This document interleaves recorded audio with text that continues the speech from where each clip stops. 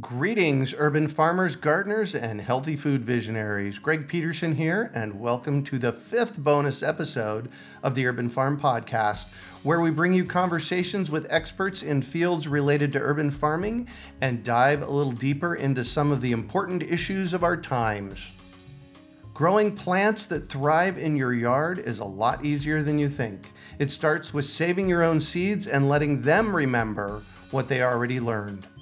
Just text SEEDS to 33444 or visit iwanttosaveseeds.com and you will receive our free webinar about why seeds matter, why saving them is easy, and how to save your own.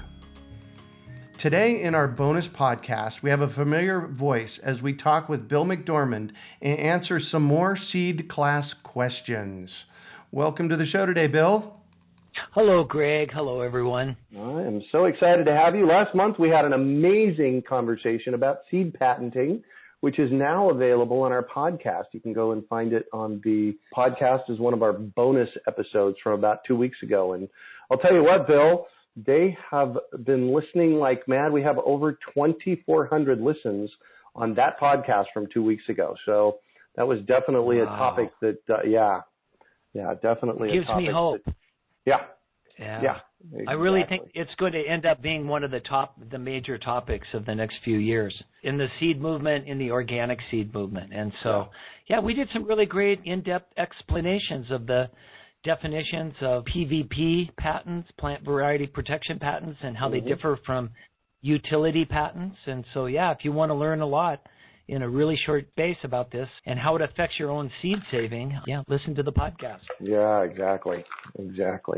Well, tonight, I'm actually really excited. You brought a new player to the game tonight, and I'm really excited to introduce Julia Coffey. She is the president of Seeds Trust, an incredible seed company dedicated to encouraging customers to save seeds and reverse the loss of biodiversity, not only in our backyards, but around the world. She is from Denver. And when she's not measuring out seeds, printing packets, growing tomatoes, hunting down the most resilient and special seed varieties, all of which we can talk about tonight, she likes to take full advantage of the magnificent swath of the Rocky Mountains by hiking, backpacking, climbing, and breathing fresh air. She also likes to sing and is a member of the Colorado Choir. I may have you sing tonight, Julia. An 80s a cappella group, a hip-hop a cappella group, and a rock and roll blues band. She graduated from the University of Colorado Boulder with degrees in Linguistics and French, and then lived in France teaching English and learning about local food market economies versus the global industrialized food model. She met Bill McDorman while visiting a permaculture farm in Lyons, Colorado. He was giving a lecture on seeds and seed diversity, and it genuinely changed her life. She immediately found him after the lecture and told him that she wanted to get involved, and then ended up on Bill and Belle's first seed school workshop, and then continued to apprentice with him in Cornville, Arizona. After graduating from seed school, she helped Bill and Belle run Seeds Trust, then bought the business from them in 2011, returning to Denver to provide high-altitude adapted seeds to mountain growers. Well, hello, Julia. How are you? Hello, I'm wonderful. I'm so happy to be here. Thanks for having me, you guys. You know, I know that you're one of the young ones out there, and that's part of the reason I'm so excited to chat with you, because young people do get involved. In fact, I recently read a study that of the 6 million new gardeners last year, 5 million of them were millennials. Is that amazing? That's pretty hopeful, I'd say. Yeah, that's very encouraging. Go us! Yeah, exactly. Exactly. I love it. So, you know, you do a lot, and we may have you sing in a little while, so get prepared for that. But what we really want to talk about tonight is your seed company, starting a seed company, running a seed company. And so give us a little bit of background about your seed company and how did it all happen? Well, I'm really fortunate in that I actually just got to hop on a seed company that had already existed for 25 years. And that's a pretty rare opportunity. So I'm kind of a hybrid myself of entrepreneur and, business person, seed person. And I got to learn from Bill, just straight up, which was also really special for me. Yeah, so I hopped in the seed business in which we're sitting right now, actually, in this adobe building that used to be where the seed company was. I started out just learning how to package seeds, learning about, the different weights, the different sizes, all this kind of stuff. And then eventually it came into my hands, and I've been rocking and rolling with the seeds for about 6 years now. Nice. So go back to that moment when you were inspired, and it's like, okay, I've got to do this. What happened for you? What were you feeling? How did it happen? Well, okay, I'm sure a lot of us can relate to that point in your life where you're kind of at a crux, whether you've graduated from something and you're trying to move on and find a place to work or kind of a way to be. I had graduated from CU with a degree in Linguistics and French, so I wanted to put those degrees to use, so I taught English and French in France for a year. But that experience was really interesting to me because you really did see right in the middle of town this kind of like frontier between a more artisan type of food culture with people making their own things, growing their own things, and then bringing them into the town, which is very supported and very normal. But then at the same time, the shop across the square would be something that was competitive in a certain way. So we had like your canned foods, your mass-produced items that were really cheap. So you really saw right there like kind of the dissonance between different styles of food production. And that was really intriguing to me. When I came home from France, I wanted to see who in my local area was involved in alternative agriculture. So I just spent a little while touring different farms, some permaculture institutes, a variety of folks doing different things, and I landed at the Farmette in Lyons, which has, a permaculture growing thing happening there, but they also use their premises for not only growing, but also for educational things, so you can learn like whatever. So I saw a lecture from Bill, and it was pretty galvanizing for me because it was a mixture of making sure that I guess I felt like I had a way to go and a route to start in. So, like, where do you start trying to fix, as one person, trying to fix, a food model that you don't agree with? And it was seeds. And once I heard him speaking about seeds and the loss of diversity that we're experiencing currently and have experienced over the past century and probably more, it was absolutely clear to me that that's where I should be getting involved. Wow. So I did. Wow. Yeah. Epic. I love telling epic stories. So we need to get you actually on the podcast. So we'll pull you in for that here pretty soon. I'm so in, Greg. Yeah. All right, cool. So on a day-to-day basis, let's talk about what it takes to run a seed business. And you can chime in here too, Bill. But what do you do, Julia, on a day-to-day basis with your seed business? What's there to do? Well, as you can imagine, it's a very seasonal operation. So my busiest seed packaging part of the year starts in about January and goes through about May. And a lot of my customers are in Colorado, and so we're working with a really short growing season. So people are really prepared. I start getting orders in, December, even earlier than that, from people who are looking for like the freshest harvested seed, because there are limited quantities, and you really start to see people who are very prepared hop on. But anyway, the busiest season I go to work. So I have the seed business right now in an artist collective. Oh, nice. I like being around. Yeah, I like being around creative energy, and it's just me that's in the seed business. So I like feeling like I have company, and that kind of creative energy really goes well with the vibration of seeds and this kind of potential of creation in life. So I think it vibes well there. But first thing I do is I straight up just print off the orders that came in within, the last night or the last day. And then I get those all organized, and then I go order by order, and I print off each item one by one. And Bill used to do this differently because the Seeds Trust is kind of responded to what I am capable of as one human. And there was a point in time where Bill had like this amazing group of folks all contributing, and so I've kind of scaled it to a size that I can do, you know? Yeah. Yeah. So I print out packets, and then I go through each order, and then I put the seeds into each packet, seal them up, package them in envelopes to send, and then I take them to the post office, and that's what I do every day. Wow. So the more interesting parts to me are making the connections between growers and the people who buy from me. I really enjoy cultivating the seed network of who has special seed, making sure that I have enough stock of what people want and are continuously asking for. So not to mention the challenge of growing your own. Growing your own, yeah, exactly. Yeah. Exactly. So how do you go about sourcing seeds? You know, do you have growers that work for you? Sometimes, and I will say that it's in flux. The situation is constantly changing, and those are the little spots where I'm trying to support a more local grower. So I source from places that are in the Rocky Mountains and areas that will respond really well to the region where where Seeds Trust is trying to support. So the challenging situation of growing at elevation and growing at altitude. Oh, right. So the idea is to source regionally from a variety of places, right? So that you keep diversity in your seed supply.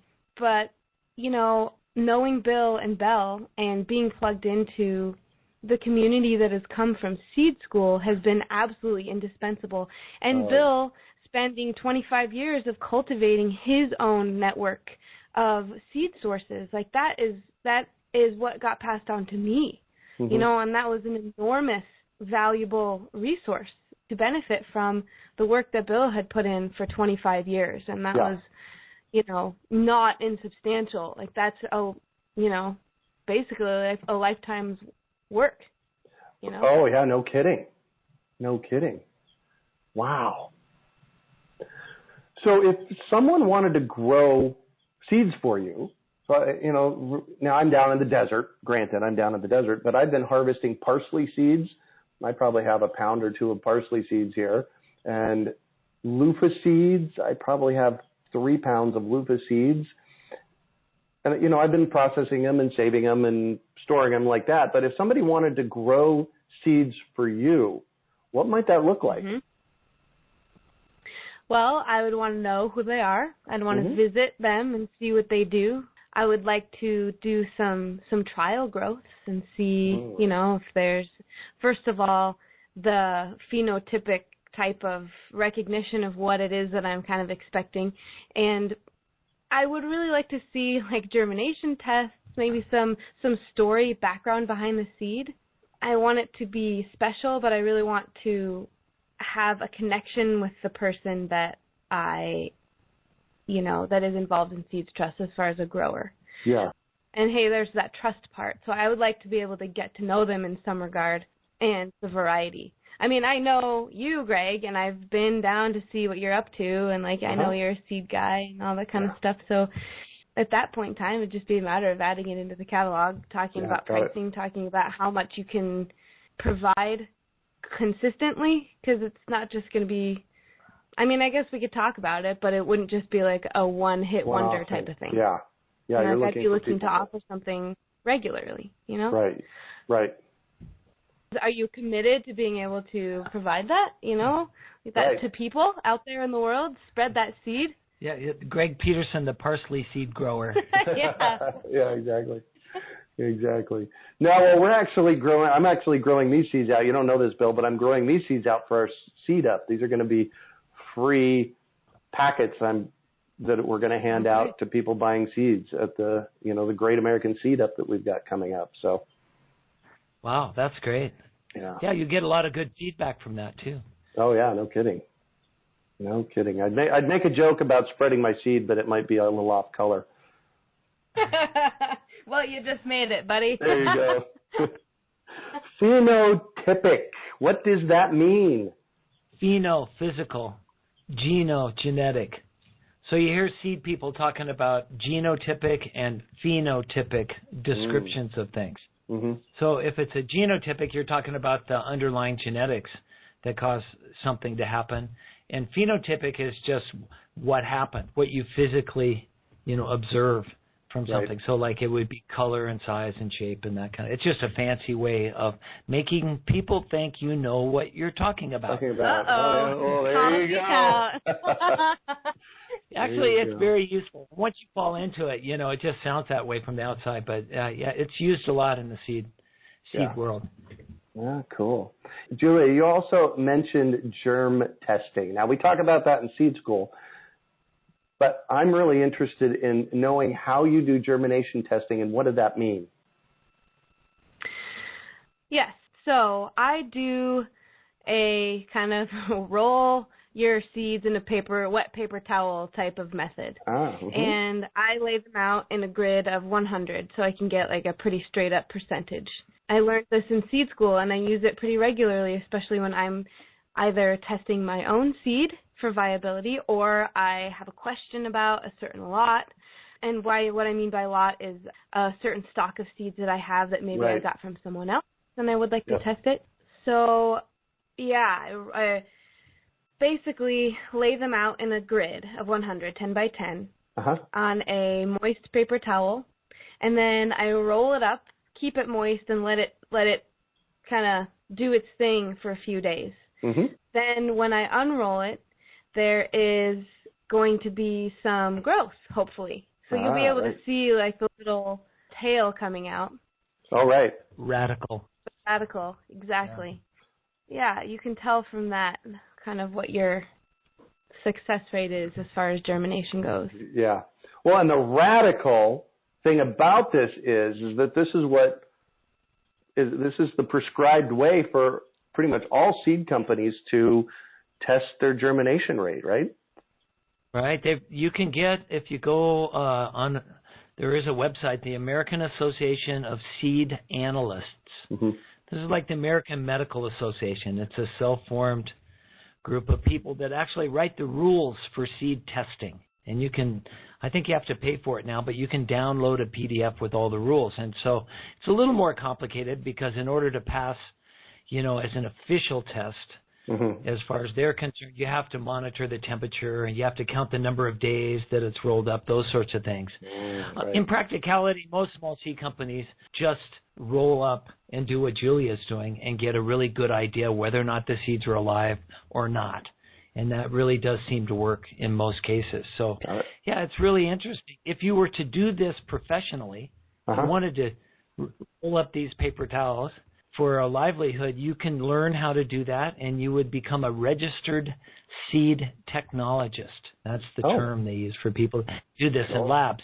And we had RST, a registered seed technologist, come to one of our seed schools, which was really handy because we got to the germination. We just had her stand up and teach that part, and it was really affirming. But for all these years, we've been actually doing it quite right. And she affirmed that, it can get pretty loose even in the lab. The idea is that to get really practical information, is it going to work or not, Right. And so, it was really great. And it is really useful. If you've got seeds laying around for a long time or they've been cooked in your car window or whatever, before you, commit to the resources it takes to actually take them outside and plant them, and then to see if they're going to fail or not, could be weeks. Right. You can do this inside and not commit those resources till the seeds are good. So, but just remember one thing. We always try to emphasize this in seed school. If only one seed works out of 100, it works. That works, yeah. And if it has really special genetic characteristics or a story, it's worth saving. And you can actually pull these little radical things up off your paper towel when you do the test and plant them. So they're not even wasted in this process. It's really fun. Right. All right, cool. And I'll just add here, too, like the difference between doing something because you're going to sell it and doing something because you want to save the seed, I think is a little bit different. So to encourage people to do it and test it and kind of have faith in the seed is really, really important. And then there's just another level of making sure that your product is reliable is kind of another discussion. So I'm going to toss both of those out there so that the people who are listening who aren't starting seed companies can take what they want from this and kind of be encouraged to get out there in the garden. And those of you who are going to start a seed company can kind of, you know, listen to this and chew on it for a minute and kind of see what there is to glean from germ testing. Yeah. Yeah. Well, you know, I'm not starting a seed company, and I save seeds pretty much every month here at the Urban Farm. And what I'm doing in a lot of cases here is I just let things go to seed. Like right now I've got lettuce and parsley, and I haven't actually planted parsley here in probably 10 years. And I have a bunch of things, nasturtiums and garlic and onions and things that I just haven't planted. I just let them grow wild in the yard. So that's actually one great way to save seeds. If you're not, you know, don't want to get official about it and start saving seeds, just, you know, let them go to seed and spread them around your yard. Absolutely. You're not a permaculturist trying to start a food forest, are you? Yeah, something like that. Something like that. So, Julia, I have a question for you. So, your best seed story so far yet, Julia? What's your best seed story? Man. I know. You want a minute or two to think about it? I would appreciate that. Yeah. Thank you. Phil, your best seed story. Well, let me just fill in a little bit for Julia first, is that, you know, if you're sitting out there and you're thinking at all about starting a seed company, think about this. Julia really had no experience around seeds when she made the decision to get involved. And it followed through, and a few years later, you know, after interning, I mean, she put a lot of time and energy into learning, but she ended up, you know, with her own small bioregional seed company. I think maybe that's what the definition of an entrepreneur is. Yeah. She did not know how to do that when she started that path. Right. And so I just want to encourage people about that. If you've ever thought about being in this world, you know, one of the statistics that comes out of seed school is that there may have been 20,000 small regional seed companies or things that were like co-ops or whatever around the globe in, you know, even into the 1970s.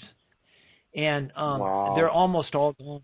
I mean, you know, 90% of the varieties that are planted in farmers' fields are gone. They're no longer in the fields. Yeah. So we've seen this huge loss of diversity. And so, Julia, I like to see what Julia did as part of this wave coming back, where every valley, every cultural niche around this beautiful planet had someone like her that was doing this work, finding the seeds, interfacing with the growers, and making sure the people around her gets them. And so I've always been, I mean, let's, you know, be frank, it's a lot of hard work. Yeah. You know, to do this, especially because if you're small, you don't have the economic scale to bring in a lot of money. But it can be a really rewarding, you know, thing that you can make work financially in your life somehow. I mean, there are lots of people that do it. We now have 13 of the graduates from our seed schools that are at the heads of their own small bioregional seed companies. Yeah, 13 and that's that you know pretty of. astounding. Yeah, that's astounding. So if you have any ideas about doing that, this is the night to ask your questions. You could save yourself a lot of steps because that's what it's a continual journey. I had somebody in my life when I got started, you know, in 1979, Ken Fisher, who had run a small little seed company on 5 acres in Belgrade, Montana, and I wanted to intern with him, and he wouldn't let me because he was old and I was just going to be in the way. I had a ponytail at the time. I was this young radical from the university, you know. But he answered my questions. He helped me immeasurably. And just to see what he had done and on the scale, I knew it was possible to do that. And so you've got that here tonight over this podcast. You've got some people that can answer your questions. So I'll let Julia now tell her story. Well, hold on. I want to stop you because that was a pretty epic seed story right there. Okay, that can count as my story. Yeah, exactly. This is very difficult. You know, one of the things that came to mind, and it's a little bit of a twist, but it is something that was the coolest to me as far as Seeds Trust kind of becoming my responsibility. I had been packaging with Bill, and I had been seeing the names of these varieties come across, my little packaging desk time after time after time after time, and then you send them out to whoever, like these really pretty dedicated customers who are involved, and they ask questions, and they come back year after year after year and thank you for the work you're doing. Like, when I get an order that comes in and just a little thank you for the work you're doing at the end is really means a lot, and great folks. But these seeds and these varieties started to become somewhat like mythical to me because I hadn't had a chance yet to kind of become intimate with them as far as growing them and become acquainted with them. Right. So I will never forget the first round of my personal Seeds Trust seed trials with these varieties that I had been packaging, and they were like little celebrities to me. And then all of a sudden, here they come up in my own garden in Colorado as part of like this new cycle of momentum that was my responsibility and something I was trying to get out there in the world. And they were doing their thing. They were growing. They were turning into the varieties that I'd been reading about and seeing, and it was real to me. And that was an important step into feeling legitimate, feeling like I'm caretaking these varieties. And it was really, it might sound a little boring, but that was one of the more potent moments for me on this journey so far. Yeah. Well, things happen in that moment and that change our life forever if we're listening. That's a big thing. Yeah, and I had been so wrapped up in what I would consider Bill's mentorship, and this kind of like, wow, you see somebody having dedicated their life to this vision and having done such an inspiring job every step along the way, and then all of a sudden there you are by yourself, like, hey, seed community, seed people, seed magic. This is what I got to do now by myself, is start to cultivate that same feeling of respect, of empowerment, of integrity. Like, the support of the seeds, I think, in that moment was pretty important to me, having stepped away from, my space of certitude and kind of like, safety too. Yeah. So that was pretty big for me. I love that you said the support of the seeds. Tell me about that. Yeah, it's like, hey, guys. The support of the seeds. It was like, I think the name Seeds Trust is just on so many levels is relevant. And in the moment when I was doing those trials and I was becoming acquainted with how they would grow, I knew they would grow well, but you don't know until they do. That was the seeds supporting, my belief in them, and vice versa. It was like, okay, it's us now, and we're going to do this together, seeds. Basically, they are Seeds Trust when it comes down to it. So, that's the thing. Cool. So Emily from New Mexico has a question for us. She says, some seed projects may run on seed sales. However, so many seem to rely on grants and donations. What tips, thoughts, challenges, stories can be shared on sustainably maintaining seed projects that rely more on these later funding sources? Well, that's an interesting question. Is she asking about how they would, both sides or more of the grant type of nonprofit situation? What tips, thoughts, and challenges can be shared on sustainably maintaining seed projects that rely on these donations and grants? Excellent question. Well, it's hard. There's an old saying in the nonprofit world that says, if you want to do something and it works financially, it's a business. And if it doesn't, it's a nonprofit. And so, by its very nature, but turn that around. Humans should be visionary enough and challenge what's going on in their own societies enough to invent new kinds of organizations and ideas that aren't going to pay. There's a rightful place for nonprofits, and maybe someday they will. Yeah. They're usually visionary projects that most people in society don't value enough yet to give the dollars to. So that's where I would put a lot of seed projects. And there's still a pretty finite level of people that give money to those sorts of projects that really understand just how important seeds are. Now, the ones that have awakened to that are pretty supportive and pretty consistent. Many of those have already found projects that they like to give to year after year after year. So if you're new, you're up against that. But yeah, it's a really interesting thing. That's why, the two largest seed conservation organizations in the United States, Seed Savers Exchange in Decorah, Iowa, and I would say Native Seed Search in Arizona, both rely substantially, Seed Savers even more, on their seed sales. They would not be there without that support. That the grants and the foundation and the membership and the donations have gone up and down over the years. But that's what sustained them still being there after 30, 35 years. And so just remember that, if you're an entrepreneur, the first question you should ask is, what's already working? And how does that work? Right. I mean, we're challenged to invent a new world. And we need to do that. But when you're first starting out, you don't have the time, energy, or money to invent a completely new world. So maybe it's a good idea to copy those things that are working around you. And I've always been a big advocate of having some seed sales. When we deal with seed schools in Native American communities, something I learned early on is that I don't even talk about sales. Seeds are not sellable. They're living beings. As Lee from Hopi says, they're our children. Their spirit, their story, their culture, they're us. And so we can't sell them. And I understand that. However, most of the seeds that are procured in the United States are done so by consumers. They're human beings that have been trained to think totally differently. They don't know how to get things unless they buy them. They don't know how to value things. It's just how it is.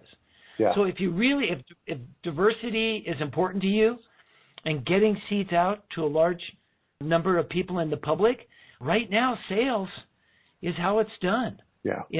By and large, even by large seed conservation organizations that are nonprofits. So so you kind of adapt to the systems that exist. If you have a vision and it can use those channels to kind of disperse itself, then I think that is being resilient in and of itself. Yeah. I've got a really awesome individual in my life who I'm starting to create new visions with as far as Seeds Trust goes, and a lot of things we've been talking about recently is, if we do a new project, are we going to be for profit or, not?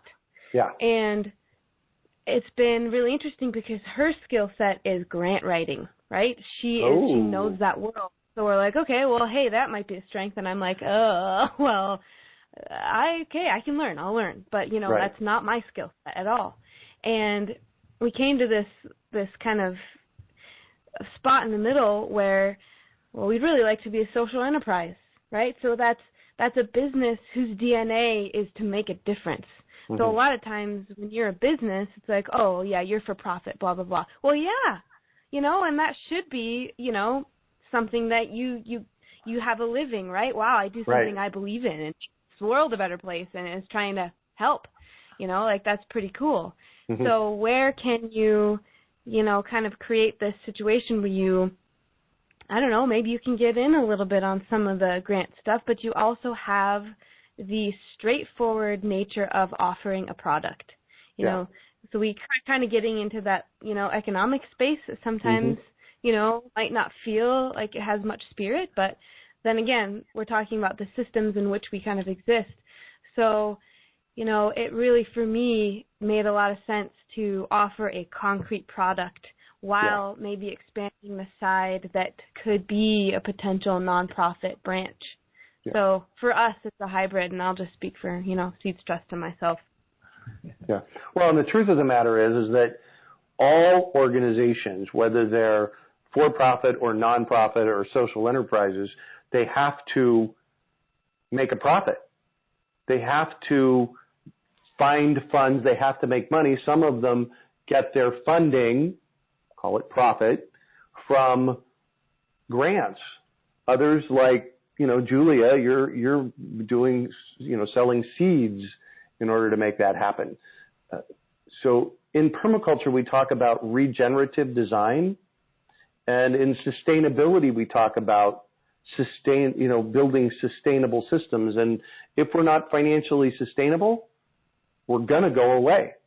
whether it's on a personal level or as a business. So we have to figure that out. And, personally, I love the selling the seeds model, because if you're getting up close and personal with seeds and growing your own seeds and coordinating with farmers to grow seeds for you, that's really making a huge contribution. Yeah. So, great. Yay. Yeah. So to follow that up, Frederick from Texas wants to know a simple way to start packaging seeds. And my sense is that it doesn't have to be real expensive. Either one of you can take that. No. Well, I'm not quite sure what level he's on. There's a couple. One of our students from seed school in Los Angeles, after we were there, started a seed company called Cityscape Seeds.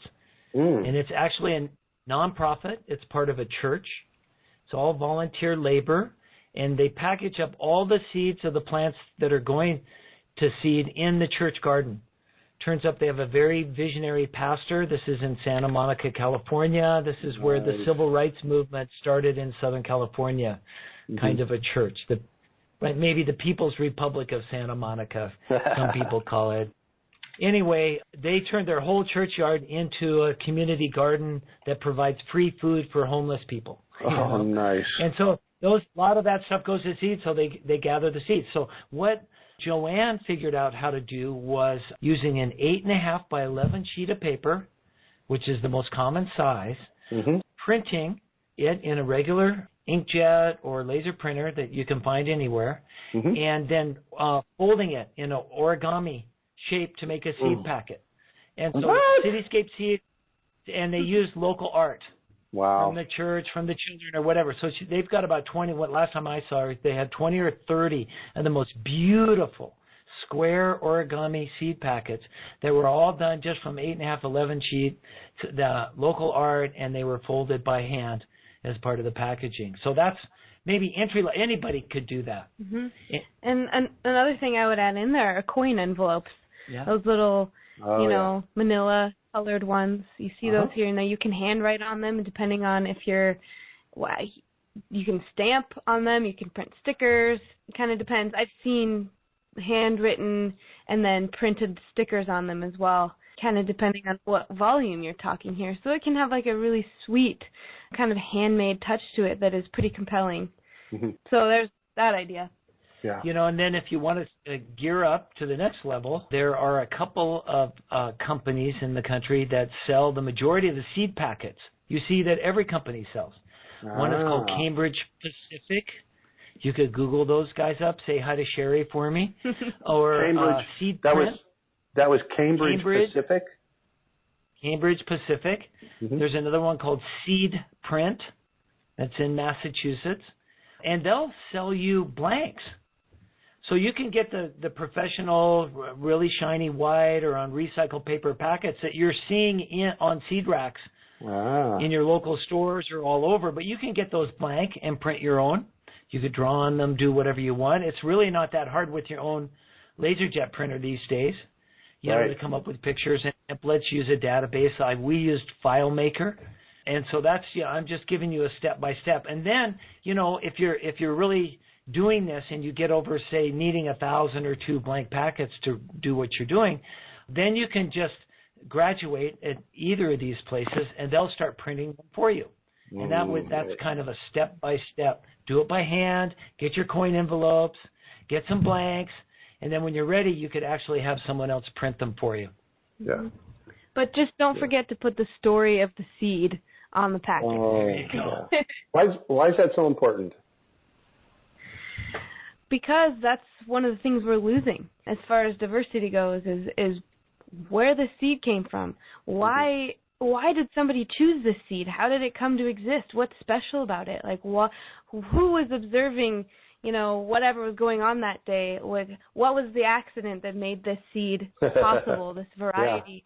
Like it's basically the distinguishing factor between one tiny different variety of tomato versus another, and it's someone's specific preference, their relationship to that seed, which is basically what we're talking about with our relationship to food and to agriculture as a society, as humans. So we have to honor that connection between humanity and the seed.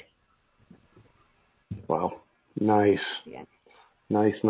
So before, I have several other questions for you before we transition over to that. I have a question from Felicia here, a little bit off topic, but maybe not so off topic. She says, hello, are the same techniques used for saving vegetable seed crops to be used for saving fruit tree seeds? I'm suspecting this is a Bill question, although you can chime in, Julia. It's a Bill question. Okay. Biologically, it's the same thing, but there's one major difference. Most of the fruit trees, I don't know what she's referring to, but so many of the fruit trees that we have planted now are hybrids. So they were created from crosses, sometimes accidentally. Yeah. You know, what do they say? All of the Hass avocados that are sold in the United States came originally from one tree. Yeah. And they were just cloned. You know, and that's not unusual among, you know, some of the others, pink lady apples, all these other things. So if you save seeds from that, you're not going to get pink ladies. Right. You're going to get some combination of the parents of the tree, you know, the grandparents in a sense of this process that produced that pink lady. And so you could eventually select out, as you can with all hybrid, downstream and get back to that apple. But that's where the difference comes between vegetables and fruit trees, is that how many years does it take before an apple tree grows up and actually gives you fruit again? So you're into an 80-year process to dehybridize and stabilize that line, and that's why no one does it. That's why they just keep using scions and clones. Yeah. Whereas with vegetables, in 8 seasons, you could dehybridize your vegetable no matter what it is. And so that's probably the biggest difference. Yeah, well, and I have a statement/question for you, Bill, about that, because a lot of the fruit trees, like the McIntosh apple, in fact, a lot of the apples are generations down from, you know, what Johnny Appleseed did. So really what has happened is Johnny Appleseed was out there and he was planting millions of seeds out there in whatever year he was doing it. I can't remember, mid 1800s or earlier. Again, I can't remember. Earlier. Yeah, it was earlier. But he was going ahead of civilization and planting out seeds for people to come in and, you know, basically buy the seedlings. And what happened, that's really more, rather than hybridizing, that's more natural selection, because that is happening inside of nature. It's not got a whole lot of mankind's hands on it. What are your thoughts on that? Well, so I'm using the word hybrid in a larger biological sense. You're right. Mm-hmm. Modern, if you're talking about hybrid corn, you're talking about somebody who's worked to inbreed the parents and line the genes up before they cross them. And you're right, that's not happening with these apple trees. They're just naturally hybridizing. In other words, they're crossing. Apple is an outcrossing crop. Virtually, the potential is that every apple on a tree could have a different father. Right. And therefore be a different apple. And so when Johnny Appleseed, he was literally creating diversity. Yeah. When he was planting the seeds. They say that there were 20,000 recognized varieties of apples in the United States when we signed the Declaration of Independence. Mm-hmm. Just to give you an example of the diversity that these guys were by spreading this stuff around. And again, they didn't care about minor differences. They wanted Applejack, right? They were fermenting this stuff. That was the big, you know, like all great food adventures, man. That's why we started growing grains. Right. Beer. And so, it's really a fun and interesting thing. So McIntosh apple is just a 1 in a million. Right, exactly. Of these, and there could be a million more of them. Right. That's what makes it so much fun when you get outside of what's already happened. We have a peach tree in our yard that was a volunteer. And they say only about 10% of volunteer peach trees actually have peaches that are edible. Yeah. There's so much diversity in peaches out there, and they've been, you need to select out for that. But we got one that's edible, which the odds are really not there for that. So a lot of these apple trees probably don't even have apples that would seem edible. Right. But you could, and just to answer her question, you could dehybridize that and save the seeds and plant them year after year and get somewhat the same thing. But it would take you a long, long time to do that. Yeah. I have a 7-year-old one in the front yard here, and I'm still playing with it, but it makes peaches. So just for everybody's edification, Johnny Appleseed, John Chapman, September 26th, 1774 to March 18th, 1845.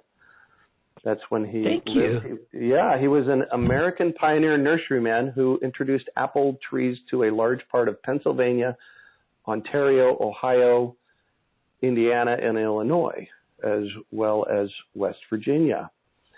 He became an American legend while still alive due to his kind, generous ways, his leadership in conservation, and the symbiotic importance attributed to apples. There you go. I know that in Geneva, New York, there is an apple facility run by the state, and they have 3,500 apple trees planted there, different varieties. I love it. So, yeah. Road trip. Exactly.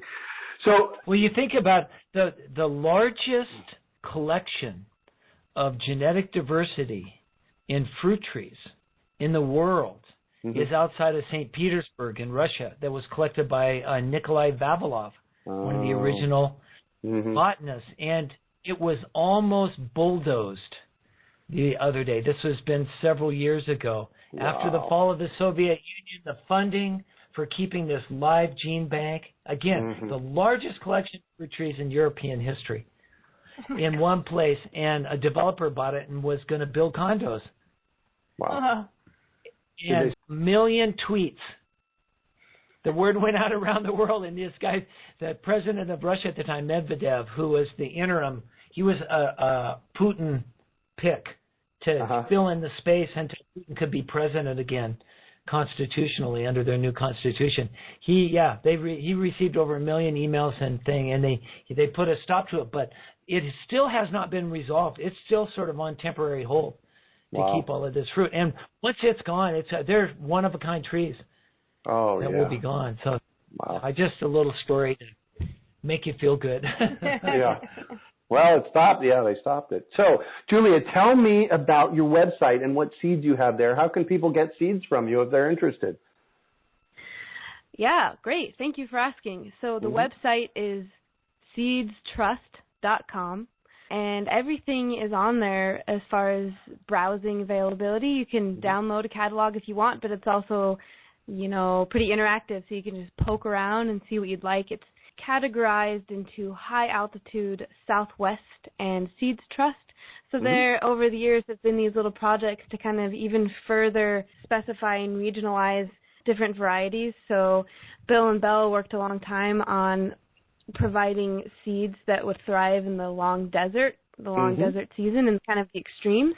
And at the same time, his work in Idaho was with seeds that were high altitude adapted, really short season. And then you've got those seeds that are kind of the champs, like the all-stars that will pretty much do their justice all over. So depending on, what's most appropriate for you, you can poke around there. You can always also contact me. So my information is on the website, just julia@seedstrust.com.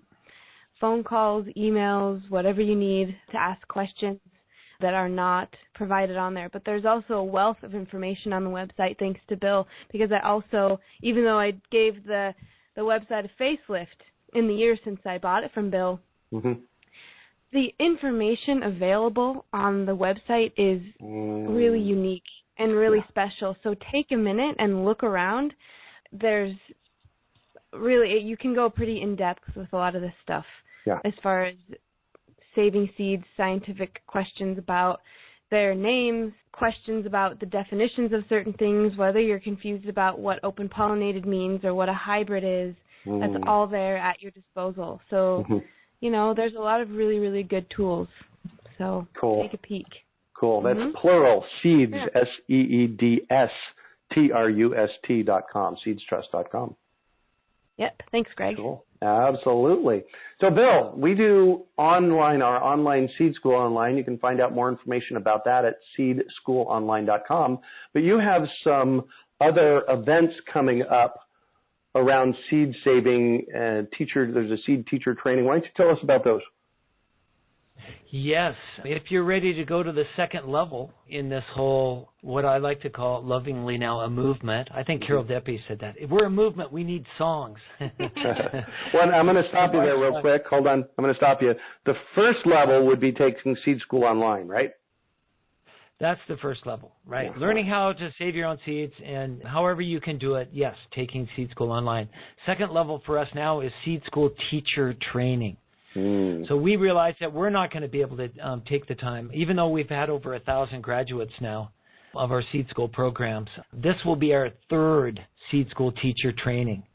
And so you will join about 40 others that have gone through this program. If you come to Denver, Colorado, October 1st through the 6th, we're going to be at the Posner Center there. Friends of Inca Farm is helping to sponsor us. Sherry Manning, thank you, Sherry. And the great people that we have out there. This class is going to sell out, and it is being populated by superstars. These people are extension agents. They're university people. It's just going to be an incredible symbiosis of energy. I'm looking forward to it because this is where the future is being created. Every Seed School teacher training, we have new methods and new ways of approaching this subject come out from the students themselves. Oh, yeah. And the course is about half of reinforcing the principles that we've learned that are most important to change people's lives when they come through Seed School. So you'll get all that download again. You'll get Seed School online, actually. Yeah, I was going to say. Before you come to Seed School teacher training as a reminder of all of those. And then about half of it is how to present it. And so you'll have real-time practice all the way through and critique through the whole week. So by the time you leave, you feel really comfortable. Yeah. And then we're going to ask you to at least do 1 or 2 Seed School presentations, maybe a day, maybe an hour, whatever you want to do. And we'll help support you in that next year to do that. Yeah. And in that way, we're really starting to make a difference together. Right. Yeah. Excellent. So that's Seed School Online. That's Seed School teacher training. Where do they find out about Seed School teacher training? RockyMountainSeeds.org is our nonprofit, the Rocky Mountain Seed Alliance. That's the best way to go to it right now. Good. Perfect. And people can sign up for other seed schools there as well, can they not? Yes, we don't have another one on the books yet. The other event we do have is this will be our third year at what we call Grain School. Oh, my gosh. At the University of Colorado Springs. And I think that's January 12th through the 14th this year. That's starting to gain its own national momentum. This year we're going to have Steve Jones from the Bread Lab is going to be there. The Land Institute in Salinas, Kansas, I think will be back. Nice. In the past we've gotten our lectures on Kernza, which is the first perennial grain that they're now making beer out of. The Patagonia company's making beer. They call it deep root beer. Yeah. It's a gathering. If you're interested, as Evan Sofro, our farm manager when I was the director at Native Seed Search, said one time, he said, Bill, all these vegetables are the icing. We need the cake. And it's true, about 70% of our calories come from grains. And we're not, haven't transitioned to that. And it turns out that many of the grains that used to grow in each of the little ecoregions around the West especially, there's no seed left. There's only maybe 50 seeds in the Genetic Resources Information Network by the USDA or in collections CUSA. And so we're getting those grains out. We've passed them around the West. We're starting to increase the seed. And once a year we bring together all the growers, the harvesters, the cleaners, the millers, the bakers, the brewers, the maltsters. That's a whole new category. These people are malting barley. Yeah, and so it's really, I think there are over 70 people in the last year's class picture. 40 presenters and 30 class members, So it's a really great thing. So if you're interested in seeds and seed saving on that level, come to Grain School. Yeah, perfect. Well, Bill, Bill and Belle. I know Belle's out there listening. Bill's partner in the seed adventure they're doing. Thank you so much for the work you're doing, and thanks for being here and continuing to work with me on Seed School Online and so on and so on. And Julia, oh my gosh, thank you so much for coming on board and chatting with us tonight.